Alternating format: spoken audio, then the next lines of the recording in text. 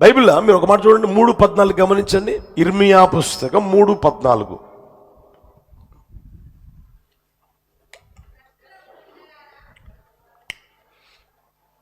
చదువమ్మా. ఆ మాట నేను అనలేకే కదా. చదువు, గట్టిగా చదవండి. తిరిగి రండి, నేను మీ యజమానుడను, ఇదే యెహోవా వాక్కు.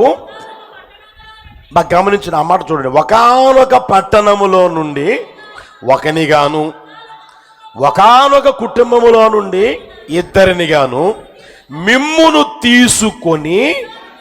హల్లెలూయా. మీరు గమనిస్తే మొట్టమొదట మీ ఇంట్లో మందిరానికి వచ్చిన ఎంతమంది? అందరూ వచ్చారు ఒకేసారి? వచ్చారా? రాలా? ఎంతమంది? ఒకరు. అర్థమైందా? మీ పట్టణములో నుంచి ఒకనిగాను, మీ కుటుంబములలో నుండి ఇద్దరినిగాను దేవుడు ఏం చేశాడంటే పిలిచాడు, తీసుకుని వచ్చాడు. ఎందుకు? నీకంటే పెద్ద పోటుగాళ్ళు లేరనా? నీకంటే జ్ఞానం కలిగిన వాళ్ళు లేరనా? నీకంటే తెలివి కలిగిన వాళ్ళు లేరనా? నీకంటే అందం కలిగిన వారు, నీకంటే ఏమండి చదవరులు, నీకంటే ఎవరు లేరనా? చెప్పరావండి. ఇప్పుడు నేను ఉన్నాను. అందరికంటే ముందు ఎందుకు రక్షించుకున్నట్టు ఎందుకు తీసుకొచ్చాడు? నా కుటుంబంలోంచి లేదా నా గ్రామంలోంచి నన్ను ఎందుకు పిలుచుకున్నాడు ఆయన? అర్థమవుతుందా? ఒకానొక పట్టణంలో నుంచి ఒకరినిగాను, ఒకానొక కుటుంబంలో నుంచి ఇద్దరినిగాను ఆయన పిలుచుకొని తీసుకొని వస్తానే ఉన్నాడు. దేనికి? ఆయనకేం పని బాట లేదా? మనం బతుకుతున్నాం కదా. అది దరిద్రమో శాపమో లేకపోతే అప్పుల పాలో లేకపోతే ఆర్థిక దరిద్రతో బతుకుతున్నాం కదా. మనం బతుకుతున్నాం కదా. మనల్ని ఎందుకు తీసుకొచ్చాడు? ఎందుకు పిలిచాడు? ఎందుకు తీసుకొచ్చాడు అని అంటే, ప్రియమైన వాళ్ళ ప్రశ్న వేసుకుంటే, నన్ను ఆశీర్వదించేదానికి. హల్లెలూయా. మిమ్మల్ని చెప్పండి, మనందరినీ ఆశీర్వదించాలని ఆశ ఆయనకి. మనం ఆశీర్వదించబడాలని ఆయన ఆశ, మనం దీవించబడాలని ఆయన ఆశ. అందుకని ఒకరినిగాను ఇద్దరిగాను తీసుకుని వస్తానే ఉన్నాడు. హల్లెలూయా. ముందు నిన్ను, తర్వాత నీ ఇంట్లో నీ భార్యని, ఆ తర్వాత నీ పిల్లల్ని, ఆ తర్వాత నీ అత్తని, నీ మామని, లేకపోతే నీ కలిగిన బంధువుల్ని, నీ రక్త సంబంధికుల్ని ఒక్కొక్కరికి ఏం చేస్తున్నాడు దేవుడు? చెప్పండి. పిలుచుకొని తీసుకొని వస్తానే ఉన్నాడు. ఎందుకయ్యా అంటే మన ముఖాలు చూసేదానికి కాదు ఆయన మనల్ని ఆశీర్వదించేదానికి, ఆయన మనల్ని దీవించేదానికి. కొండ మీద కట్టబడిన పట్టణం వలె, దీపస్తంభం మీద పెట్టబడిన దీపాల వలె ప్రజ్వరిల్లుతూ జీవించేదానికి ఆయన మనం తీసుకొని వస్తుండే, పిలుస్తా ఉండే. ప్రియమైన వాళ్ళరా, అర్థమవుతుందా? దానికి ఆ స్థితి కళ్ళకపోవడానికి గల కారణం ఏంటి తెలిసినా? నీలో లోబడే స్వభావం ఉండలా, ఇంకా లోబడే స్వభావం లేదు. అందుకని ఆ లోబడే స్వభావంతో నింపబడుదుముగాక. హల్లెలూయా, హల్లెలూయా. దేవుడు చూడండి, ఆయన హింసకుడు, హానికరుడు, దోషకుడు, సంఘాన్ని హింసించినవాడు, ఎంతోమందిని చంపాడు. ఏమండి? ఆ తర్వాత స్టెఫను చంపబడినప్పుడు ఆ బట్టలు ఆయన దగ్గర ఉంచితే కాపలాగా ఉన్నాడు. ఆయన పేరు సౌలు. అర్థమవుతుందా? ఆయన గవర్నమెంట్ వాళ్ళ దగ్గర పర్మిషన్ తీసుకుని, ఏమండి పలానా ప్రాంతంలో దేవుని బిడ్డలు ఉన్నారంటే వాళ్ళని చంపేదానికి బయలుదేరి వెళ్తా ఉన్నాడు. అర్థమవుతుందా? ఆయన పని మీద ఆయన వెళ్తా ఉన్నాడు. ఆయనకి జీవనాధారం ఏం తెలిసినా మనుషులు చంపడమేనంట. బైబిల్లో ఉందన్నమాట. తనకు జీవనాధారముగా ఎంచుకొని పోతా ఉన్నాడంట. ఆయన పని అదే అని ఆ పని మీద పోతా ఉంటే దేవుడు ఆకాశమందు ఏమండి ప్రత్యక్షమయ్యాడు. గొప్ప వెలుగులో ప్రత్యక్షమయ్యాడు. ప్రత్యక్షమైన తర్వాత ఎప్పుడైతే ఆ వెలుగును చూశాడో ఈయన కింద పడ్డాడండి. ఆ తర్వాత కళ్ళకి పొరలు గమ్మాయి. సౌలా, సౌలా, మునికోలకు ఎదురు తన్నుతున్నావు, జాగ్రత్త అన్నాడు. ప్రభువా నీవెవడివి అన్నాడు. నీవు హింసించుచున్న యేసుని నేను అన్నాడు. ఆ తర్వాత ఏమండి సంభాషణ జరిగింది. ఆ తర్వాత ఆయన గారు మార్చబడ్డారు. ఆ తర్వాత ప్రియమైన వాళ్ళరా ఫలానా ఇంటికి వెళ్ళు అని అంటే అక్కడ పోయి కొన్నాడు. అక్కడ ఆయన గారు ప్రార్థన చేసుకుంటూ ఉంటే సేవకుడిని పంపితే సేవకుడు వచ్చాడండి. ఆయనకి మాటలు చెప్పాడండి. లేచి బాప్తిసం పొందమంటే పొందాడు. తర్వాత పరిశుద్ధాత్మ చేత నింపబడమంటే నింపబడ్డాడు. ఆ తర్వాత చూడండి వెంటనే ఆయన ఏ ఏ ప్రాంతాలలో యేసు ప్రభు దేవుడు కాదని చెప్పాడో ఆ ప్రాంతాలన్నీ తిరుగుతూ దేవుని వాక్యాన్ని ప్రకటిస్తూ ఉన్నాడు. అర్థమవుతుందా? ఆ పిలుపులోనే లోబడే స్వభావం ఎలా వచ్చింది చూడండి. అర్థమవుతుంది ప్రియమైన వాళ్ళరా? ఆ పిలుపులోనే నీకు లోబడే స్వభావం రావాలి, ఉంటుంది. కొంతమంది చూడండి మొట్టమొదట పిలిచినప్పుడు లోబడే స్వభావం ఉంటుంది. ఇప్పుడు సౌలు ఉన్నాడు, మీరు చూడండి, గాడిదలు పోతే గాడిదలు వెతికేదానికి తండ్రి పంపిస్తే గాడిదలు వెతుక్కుంటా ఉంటే ఏమండి ఆ పనోడు చెప్తాడు, అయ్యా ఇక్కడ సేవకుడు ఉన్నాడు, ఆ సేవకుని దగ్గరికి పోతే ఆయన దొరుకుతాయంటే దొరుకుతాయి, దొరకవంటే దొరకవయ్యా అని అంటే సరే ఆయన దగ్గరికి పోదాం పదా అన్నాడు.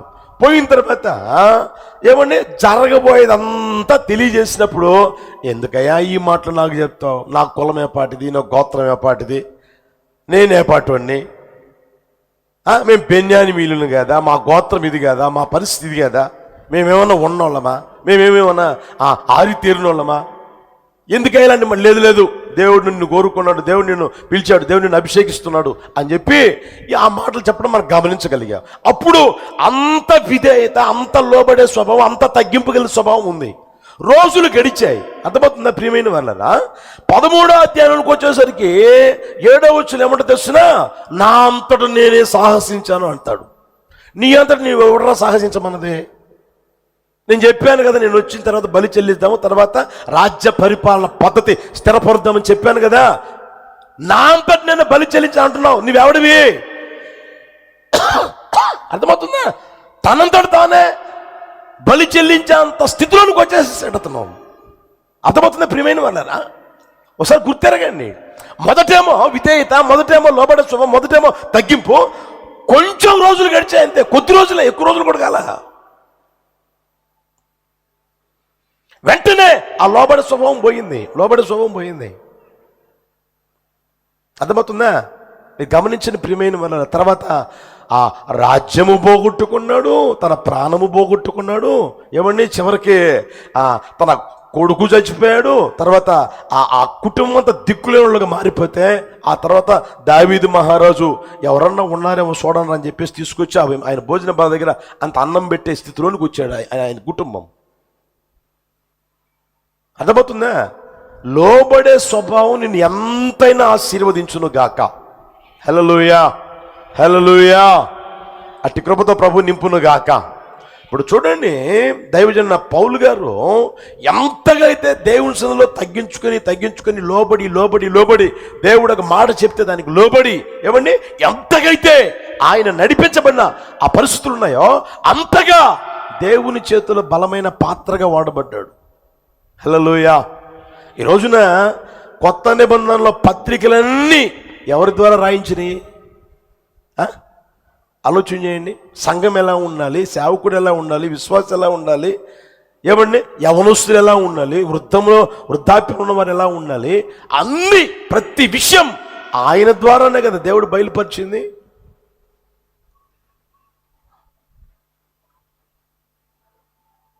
ఆయన గారి మాట ఎత్తకుండా ప్రసంగం చేసే స్థితి ఉందా? దేవుడు ఎంతగా ఆశీర్వదించాడో గమనించిన ప్రియమైన వారరా, ఎంతగా ఆయన పరిచయలో బలపరిచి వాడుకున్నాడో గమనించండి. అబ్రహాముని దేవుడు ఎంత స్థితిలోనికి తీసుకొచ్చాడు గమనించి. ఇంట్లో ఉన్న పని మనిషి చెప్తా ఉన్నాడు, ఏమని తెలుసునా, నా యజమానుని దేవుడు ఏం చేశాడంట, బహుగా ఆశీర్వదించను. హల్లెలూయా, హల్లెలూయా. నువ్వు అనుభవించడం కాదు కానీ ప్రియమైన వాళ్ళరా, ఏమండి నిన్ను చూస్తూ ఉన్నవారు చెప్పగలిగేటట్లుగా ఆశీర్వదించును గాక. హల్లెలూయా, హల్లెలూయా. ఆ స్థితిని నీ జీవితంలో గుర్తెరగలగాలి ప్రియమైన వాళ్ళరా. ఎంతగైతే లోబడే స్వభావం నువ్వు అలవరుచుకుంటామో దేవుడు దినదినం ఆశీర్వదిస్తూనే ఉంటాడు. అర్థమవుతుందా? మీరు బైబిల్లో చూడండి, 22వ అధ్యాయం తీయండి, మత్తయి సువార్తమానం 22వ అధ్యాయం 2వ వచనం చూస్తే, పరలోక రాజ్యము తన కుమారునికి పెండ్లు చేసిన ఒక రాజును, పెండ్లి విందు చేసిన ఒక రాజును పోలి ఉన్నది. ఆ మాట గమనించిన అక్కడ. ఆ పెండ్లి విందుకు ఎవరిని పెండ్లి బిందుకు ఎవరిని పిలువబడిన వారిని రప్పించుటకు తన దాసులను పంపాడంట. వారు రానొల్లకపోయిరి. ఎందుకు రానొల్లకపోయారు? లోబడే స్వభావం లేదు. ఆయన ఎవరు? ఆ మాట చూడండి అక్కడ. పరలోక రాజ్యము తన కుమారునికి పెండ్లి బిందు చేసిన, గట్టిగా చెప్పండి, ఒక రాజు. రాజు ఎవరు? రాజ్యాన్ని పరిపాలించేవాడు. ఆ రాజ్యంలో ఈడెవడు? పెండ్లి బిందుకు పిలువబడినవాడు. ఈడు ఏ అర్హత ఉంది? వీడికి ఏ యోగ్యత ఉంది? అర్థమవుతుందా? ఏ యోగ్యత ఉందని, ఏ అర్హత ఉందని రాజుగారు పిలిచారు. ఇప్పుడు మీరున్నారండి, సీఎం గారు రమ్మన్నారంటే ఇలా పోతారా? అసలు మందిరానికి వచ్చుంటారా? చెప్పరామండి.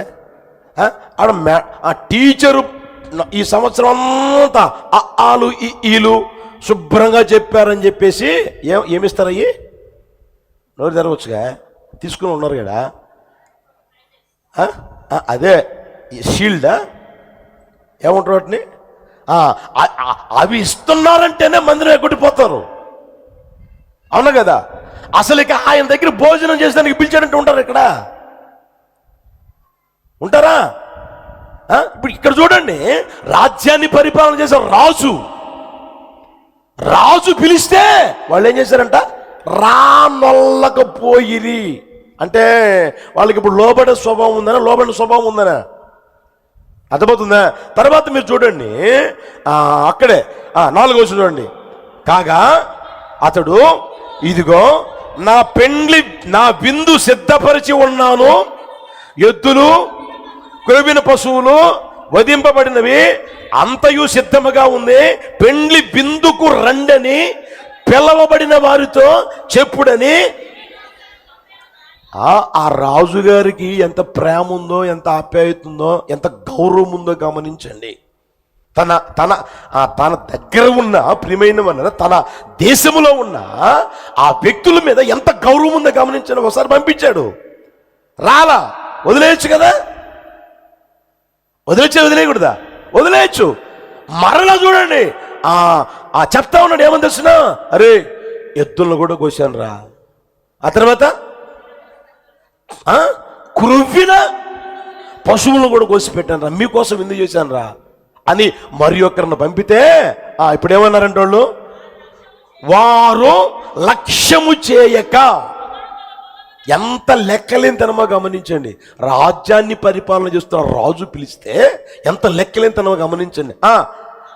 తన పొలమునకును మరి ఒకడు తన వర్తకమునకును వెళ్ళారంట. నేను పొలానికి పోయాడు. ఒకడేమో నేను వ్యాపారానికి పోతున్నాను, వ్యాపారానికి పోయాడు. ఏ యోగ్యత ఉంది, ఏ అర్హత ఉంది? అసలు ఆ రాజుగారి పిలిచేంత స్థాయి అయినా, స్థితి అయినా, మంది అన్న ఆలోచనమైన ఉందా? ఏమీ లేకుండా ప్రియమైన వాళ్ళరా, ఆ లోబడే స్వభావం లేక ఆ తర్వాత మీరు ఇంటికి వెళ్ళి చదువుకోండి వాళ్ళ పరిస్థితి ఏమైందో. అర్థమవుతుందా? కనుక మన వ్యక్తిగత జీవితంలో ఎప్పుడైనా లోబడే స్వభావంతో నింపబడి నడిపించబడదుముగాక. హల్లెలూయా. నేనైనా సరే, మీరైనా సరే, ఎంతగా అయితే లోబడి జీవించే జీవితం మనం నేర్చుకుంటా ఉంటామో అంతగా దేవుడు ఆశీర్వదించునుగాక. హల్లెలూయా. ఇప్పుడు చూడండి, యేసు ప్రభు ఈ లోకంలో సంచరిస్తున్న రోజుల్లో 2వ అధ్యాయం తీయండి, లూకా సువార్తమానం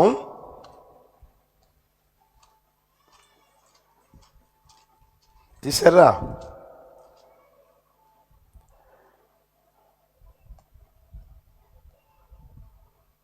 2వ అధ్యాయం 51వ వచనం చూడండి. అంతటా ఆయన వారితో కూడా బయలుదేరి నజరేతుకు వచ్చి వారికి, ఎవరికి యోసేపు మరియమ్మ, వీళ్ళేమన్నా ధనవంతులా? వీళ్ళేమన్నా రాజుగారులా? రాజ్యాన్ని పరిపాలించే రాజులా? రాజా? ఆయన రాజా, ఇవి రానే కాదు కదా. వాళ్ళని గురించి అన్నమాట ఏంటి? ఈ వడ్లవాడా? అర్థమవుతుందా? అన్నారు కదా, ఈ వడ్లవాని కుమారుడా అన్నారు కదా. వడ్లవాడ అంటే తీసేశారు, తృణీకరించారు. మరియమ్మను కానీ యోసేపుని కానీ ఎవరు పట్టించుకోలే, తృణీకరించబడిన వారు. ఆ తృణీకరించబడిన వారికే యేసు ప్రభు లోబడి జీవిస్తూ ఉన్నాడు. తృణీకరించబడిన వారి ఇంట్లో ఉండి లోబడి జీవిస్తూ ఉన్నాడంట. యేసయ్యకి మహిమ కలుగునుగాక. అందుకనే చూడండి, దేవుడు తండ్రి ఎంతగా కనపరచాడు తెలిసినా, అన్ని నామముల కన్నా పైనామం ఇచ్చాడు. ప్రతి వాని మోకాలు యేసయ్య నామములో వంగగలిగేటట్లుగా చేశాడు. ప్రియమైన వాళ్ళారా, హల్లెలూయా. కనుక ప్రియమైన వాళ్ళారా, మనం ఆయన బిడ్డలం కనుక ఆయన కూడా మనల్ని గణపరుస్తాడు, హెచ్చిస్తాడు, గొప్ప చేస్తాడు. ఏమంటే ఉన్నతమైన ఆశీర్వాదాలతో ఆశీర్వదించును గాక. ఎప్పుడంటే లోబడే స్వభావంలోనికి రావాలి. లోబడలేదనుకోండి, తర్వాత ఏమైపోద్దో కూడా తెలియదు జీవితం. ప్రియమైన వాళ్ళారా, ఒకసారి ఏం జరిగిందంటే, దేవుడు ఆమెకు చెప్పాడంట, మీకు చెప్తే చెయ్యండి, నేను వద్దనంటలే. ఏం చెప్పాడంటే, గోల్డ్ వాచ్ కట్టుకున్నదంట. కాస్ట్లీది గోల్డ్ వాచ్. ఈ రోజుల్లో కూడా మనం చూడగలుగుతూనే ఉన్నాం. ఉన్నోళ్ళు కాస్త పైకి మెరుగ్గా ఉన్నట్టుగా మనకు అనిపిస్తుంది, కానీ అది ఒరిజినల్ గోల్డ్. వాచ్ అంతా గోల్డ్. ఈ మధ్య వచ్చాయి కదా, చాలా చాలా చాలా వచ్చినాయి. వాచ్ అంతా గోల్డే. కాస్ట్లీ లక్షల్లో ఉంటుంది, కోట్లో కూడా ఉంటుంది. అంత కాస్ట్లీ, మంచి కాస్ట్లీది పెట్టుకున్నదంట ఆమె. దేవుడు ఎందుకో ఆమెతో మాట్లాడాడంట, అమ్మా అది పెట్టుకోమాక తీసేసేయని, అది పెట్టుకోమాక తీసేసేయని చెప్పి మాట్లాడితే, ఆమె నేను పెట్టుకున్నది వాచ్నే కదా, ఈ వాచ్కి ఏమవుతుంది, ఈ వాచ్కి ఏమవుతుంది ఏమవుతుంది ఏమవుతుంది అని కాస్త నిర్లక్ష్యం చేసి నిర్లక్ష్య త్వరలో నడిపించబడతా ఉంటే ఏమండి, ఒక రోజున ఆరాధనకు వచ్చి ఆరాధనలో దేవుని ఆరాధిస్తూ ఉంటే పరిశుద్ధాత్ముడు ఆ మీదకి బలంగా దిగి వస్తే ఏమండి, ఈ చెయ్యి తీసుట కొడితే పిల్లర్ తగిలితే మొత్తం పగిలిపోయిందంట. అద్దం అయ్యుంటే అద్దం పోయింది. తర్వాత లోపల ఏముంటాయి ముళ్ళు మొత్తం ఎక్కడంటే అక్కడ పడిపోయినాయంట. ఆ తర్వాత వర్షిప్ అయిపోయింది. అందరూ కూర్చున్న తర్వాత చూసుకుంటే ఏమండి మొత్తం పగిలిపోయింది. ఆ తర్వాత చెయ్యేమో రక్తం గారుతూ ఉంది. ఇంకా దారుణమైన పరిస్థితులు. ఇక అప్పుడు ఆమె చూసుకొని దేవుడు చెప్పినప్పుడు తీసేసి ఉంటే ఎంత మర్యాదగా ఉండేది. దేవుడు చెప్పినప్పుడు తీసేసి ఉంటే ఎంత మర్యాదగా ఉండేది. అది నాకైనా దక్కేది, లేకపోతే ఇది నేను ఎవరికైనా ఇచ్చినా కూడా వాళ్ళకైనా దక్కేది. అది వాళ్ళకైనా ప్రయోజనంగా ఉండేది, నాకైనా ప్రయోజనంగా ఉండేది. వినలేదు కాబట్టి నాకు ప్రయోజనం లేదు, వాళ్ళకి ఎవరికైనా ఇచ్చినా కూడా అది ప్రయోజనంగా ఉండదు అని చెప్పేసి అనుకొని ఆడ పడేసిందంటే. ప్రియమైన వాళ్ళ, ఒకసారి గమనించండి, వ్యక్తిగత జీవితంలో అది కాస్ట్ ఎంత అనేది కాదు మనకు అవసరమైంది. అది ఎంతైనా కానీ మనకెందుకు, మనకు అవసరం లేదు కదా. దేవుడు ఏం చెప్పాడు చెప్పండి, తీసేయమని చెప్పినప్పుడు నువ్వేం చేయాలి? తీసేయాలి, అంతే. ఇది ఏమవుతుంది అయ్యా, ఇది విలువ కలిగిందా, విలువ లేనిదా? విలువ కలిగిందా ఆయనకి తెలీదా, విలువ లేనిదా ఆయనకి తెలీదా? తీసేయమన్నప్పుడు తీసే, అంతే. నీకెందుకు అవన్నీ? తీసేయలేదు. ఇప్పుడు ఆ వాచ్ ఆమెకి ప్రయోజనం లేకుండా పోయింది, ఇతరులకి లోబడకపోతే అలాగే ఉంటుంది జీవితం. నీ జీవితం నీకు ప్రయోజనకరంగా ఉండదు, నీ జీవితం నీ కుటుంబానికి ప్రయోజనకరంగా ఉండదు. నువ్వు పోయేస్తూ ఉంటావే, ఆ ప్రాంతానికి కూడా ప్రయోజనకరంగా ఉండదు. నువ్వు ఎప్పుడైతే లోబడే స్వభావంలోకి వస్తావో నీ జీవితం నీకు ప్రయోజనకరంగా ఉండును గాక. హల్లెలూయా. నీ జీవితం ఏమండి నీ కుటుంబానికి ప్రయోజనకరంగా ఉండును గాక. నీ జీవితం ప్రియమైన వారు లోబడితే దేవునికి ప్రయోజనకరంగా ఉంటుంది. నువ్వు ఎక్కడైతే అడుగు పెడతావు అక్కడ ప్రయోజనకరంగా ఉంటుంది. సంఘానికి వస్తూ ఉంటే సంఘములో కూడా నువ్వు ప్రయోజనకరమైన వ్యక్తివిగా ఉందువు గాక. హల్లెలూయా. ఏదో రావడం పోవడం కాదు, ప్రయోజనకరమైన వ్యక్తిగా నువ్వు ఉండగలగాన ఆ స్థితిలోకి రావాలి. ప్రభు ఆశపడే ఆశ అది. హల్లెలూయా. ఈరోజు కొంతమంది చూడండి, ఆజరేపించుకొని పోయేదానికి వస్తున్నారేమో అనుకోవలసిన స్థితి కలుగుతూ ఉంటుంది. అర్థమవుతుందా? మందిరానికి వెళ్ళావా? వెళ్ళానండి, వెళ్ళొచ్చానండి. ఏమండి అలా వస్తారు, అక్కడ కూర్చుంటారు. ఏ టైంలో వస్తారు, ఏ టైంలో పోతారు ఎవరికి తెలియదు. ఇక ఎక్కడికి పోయి వచ్చామంటే అక్కడ చెప్తాడు, మందిరానికి పోయి వచ్చానండి. ఏ మందిరం? హోసన్నా మందిరానికి పోయి వచ్చానండి. ఆజరేపించుకుపోతాడు. అర్థమవుతుందా? నీ జీవితం నీ ప్రయోజనకరంగా మారిందా? సంఘానికి ఏమైనా ప్రయోజనకరంగా మారుతున్నావా? కుటుంబానికి, నువ్వున్న ప్రాంతానికి ప్రయోజనకరంగా ఏమైనా మారావా? నిన్ను తల్లి గర్భంలో పిండముగా రూపింపడక మునిపే ఎరిగి ఉన్న, పిలిచిన, ఏమండి ఏర్పరుచుకున్న ఆ దేవాది దేవునికి ప్రయోజనకరంగా ఏమైనా మారుతున్నావా? అలా ఉండే కారణం ఏంటి తెలుసునా? లోబడే స్వభావం లేక. యేసు నామములో లోబడుదురుగాక. ఒకప్పుడు ఉన్న లోబడే జీవితం అది ఇంకను మనలో పెరగాలి కానీ మనలో తరిగిపోకూడదు. ఎప్పుడు అర్థమవుతుందా? చెట్టు పెరుగుతూ ఉంటే సంతోషమా, చెట్టు తరిగిపోతుంటే సంతోషమా? గట్టిగా చెప్పండి. చెట్టు పెరుగుతూ ఉంటేనే సంతోషిస్తూ ఉంటారు, చెట్టు తరిగిపోతూ ఉంటే ఎవరు సంతోషించరు.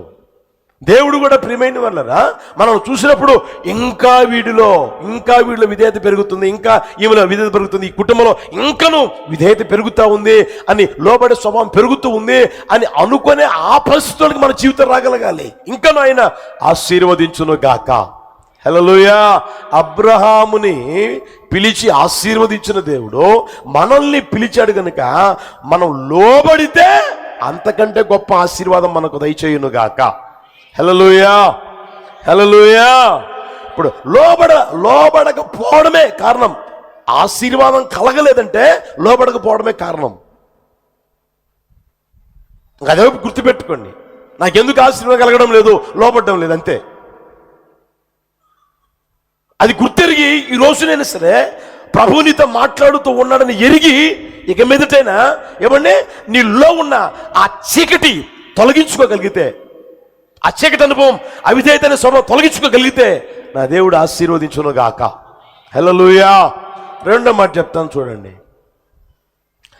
యోహాను సువార్తమానం 10వ అధ్యాయం 3వ వచనం.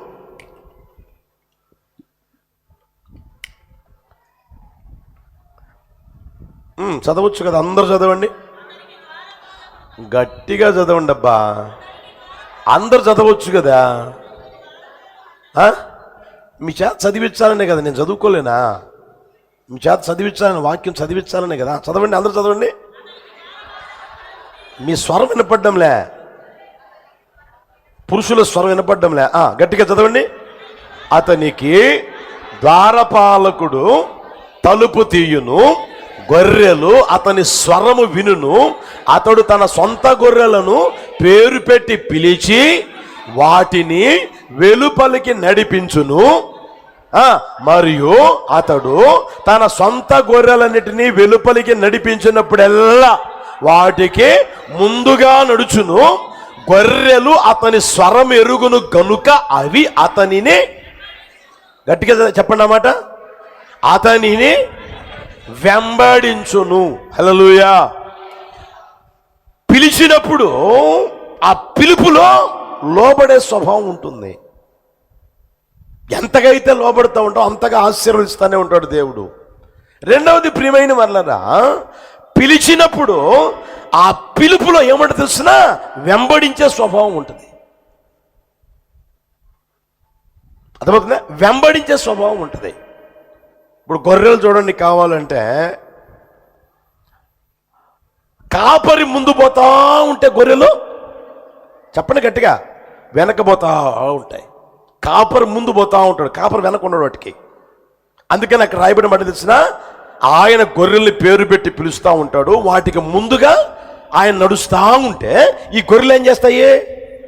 వెంబడిస్తూ ఉంటాయి. యేసయ్యని వెంబడిస్తూ ఉండగలగాలి. కనుక ప్రియమైన వాళ్ళరా, దేవుడు మనల్ని పిలిచాడు కనుక మనల్లో ఉండవలసిన స్వభావం ఏంటంటే వెంబడించే స్వభావం ఉండాలి. లోకాన్ని కాదు, లోకంలో ఉన్న వాటిని కాదు. ఇంకొక విషయం గమనిస్తే, దేవుడు ఇచ్చిన వాటిని కూడా కాదు, దేవుడు ఇస్తాడు. ఇచ్చిన వాటిని కాదు నువ్వు వెంబడించాల్సిందే. అర్థమవుతుందా? యేసయ్యనే నువ్వు వెంబడించగలగాలి. అర్థమవుతుందా? నీకు సమస్తం ఎవరో అంటే నజరేయుడైనా యేసయ్య, ఆయన్నే నువ్వు వెంబడించగలగాలి. కొంతమంది చూడండి, ఆచారాలను వెంబడిస్తూ ఉంటారు ఇప్పటికీ, ఇంకా సాంప్రదాయాలను వెంబడిస్తూ ఉంటారు ఇప్పటికీ. ఏది యేసు ప్రభువుని నమ్ముకుని 12 సంవత్సరాలు అయిందన్నా, 24 సంవత్సరాలు అయిందన్నా, యేసు ప్రభువుని నమ్ముకుని 6 సంవత్సరాలు అయిపోయిందన్నా, అయినా సరే ఇప్పటికీ ఏమండి ఆచారాలు మాత్రం పోవడంలే, సాంప్రదాయాలు మాత్రం పోవడంలే. అంటే నువ్వు ఎవరిని వెంబడిస్తున్న వ్యక్తిగా గమనించు. లోకాన్ని, లోకంలో ఉన్న ఆచారాలనే, లేకపోతే నిన్ను పిలిచిన యేసయ్యనే నువ్వు వెంబడించేది? పిలుపులో ఏముంటుంది అంటే యేసయ్యనే వెంబడించే స్వభావం ఉంటుంది. ఆయన ముందు పోతా ఉన్నాడు. ఏమండి మనం ఏం చేయాలి? వెనక యేసయ్యనే వెంబడిస్తా పోవాలి. నీకు తెలియదు, నీకు తెలియకపోవచ్చు, నడిచే నడక నీకు తెలియకపోవచ్చు. ఆయన అందుకనే ముందు పోతున్నాడు కదా. అర్థమవుతుందా? ఆయన ముందు పోతున్నాడు కాబట్టి ఆయన చూసుకుంటూ పోతా ఉండమే మనం వెనక. నువ్వు ఏ విషయంలోనే గమనించు, ప్రతి విషయంలో యేసయ్య మాదిరికరమైన జీవితమే జీవించాడు. హల్లెలూయా, హల్లెలూయా. ఏ విషయంలో గమనించు, నువ్వు ప్రార్థనలోనా, లేకపోతే పరిచర్యలోనా, లేకపోతే సహకరించే దాంట్లోనా, ఏ విషయంలో సరే ప్రియమే, పరిశుద్ధతలోనా, ఏ విషయంలో గమనించండి, నువ్వు యేసయ్యనే వెంబడించవచ్చు. ఇంకెవ్వరిని వెంబడించాల్సిన అవసరం లేనే లేదు. ఎవరి వైపు చూడాల్సిన అవసరమే లేదు. నజరేయుడైన యేసయ్య వైపు చూస్తూ ఏమండి ఆయన్ని వెంబడిస్తూ పోతా ఉండే చాలు. నువ్వు నిత్యముగా ఏమండి పరలోకం చేరుదువుగాక. హల్లెలూయా. నిత్య మహిమలు నీవు ఉందువుగాక. హల్లెలూయా. అర్థమవుతుందా? లోకాన్ని చూసి, లోకాన్ని వెంబడించి, మనుషులను చూసి మనుషుల్ని వెంబడిస్తూ ఉంటే మనుషులు ఆడికి పోతారో ఆడికి పోతావు. అర్థమవుతుందా? యేసయ్యను చూసి యేసయ్యను వెంబడిస్తా పోయావనుకో, యేసయ్య ఎక్కడున్నాడో నువ్వు కూడా అక్కడ ఉంటావు. బైబిల్లో ఉంది కదా, ఒకడు నన్ను వెంబడించిన ఎడల నేనెక్కడ ఉందునో వాడును అక్కడ ఉంటాడు. నన్ను వెంబడిస్తే నేనెక్కడ ఉంటానో ఆడు అక్కడే ఉంటాడు. ఎందుకని? నన్ను వెంబడించాడు కాబట్టి. నేను నడిచిన మార్గంలో నడిచాడు కాబట్టి, నేను వెళ్ళిన త్రోవలో అతడు వచ్చాడు కాబట్టి నేను ఎక్కడ ఉంటాను అక్కడే ఉంటాడు. హల్లెలూయా. మీరు చూడండి, మనకి ఉన్నప్పుడైనా లేనప్పుడైనా, కలిసి వచ్చినప్పుడైనా కలిసి రాకపోయినప్పుడైనా, చేతి నిండా పని దొరికినప్పుడైనా, చేతి నిండా పని లేకపోయినా, చేతి నిండా పైసలున్నా పైసలు లేకపోయినా, ఏమండి అది నెల మొదట అయినా నెల చివరి అయినా, ఎప్పుడైనా సరే ఏ స్థితిలోనైనా సరే మనం యేసయ్యని వెంబడించుదుము గాక. హల్లెలూయా. ఇర్మియా పుస్తకం తీయండి, 2వ అధ్యాయం 2వ వచనం చూడండి. ఇర్మియా పుస్తకం 2వ అధ్యాయం 2వ వచనం. నీవు వెళ్ళి యెరూషలేము నివాసుల చెవులలో ఈ సమాచారము ప్రకటింపుము. యెహోవా సెలవిచ్చినది ఏమనగా, నీవు అరణ్యములోను విత్తనములు వేయ తగని దేశములోను నన్ను వెంబడించుచు నీ యవ్వన కాలములో నీవు చూపిన అనురాగమును, నీ వైవాహిక ప్రేమను నేను జ్ఞాపకము చేసుకొనుచున్నాను.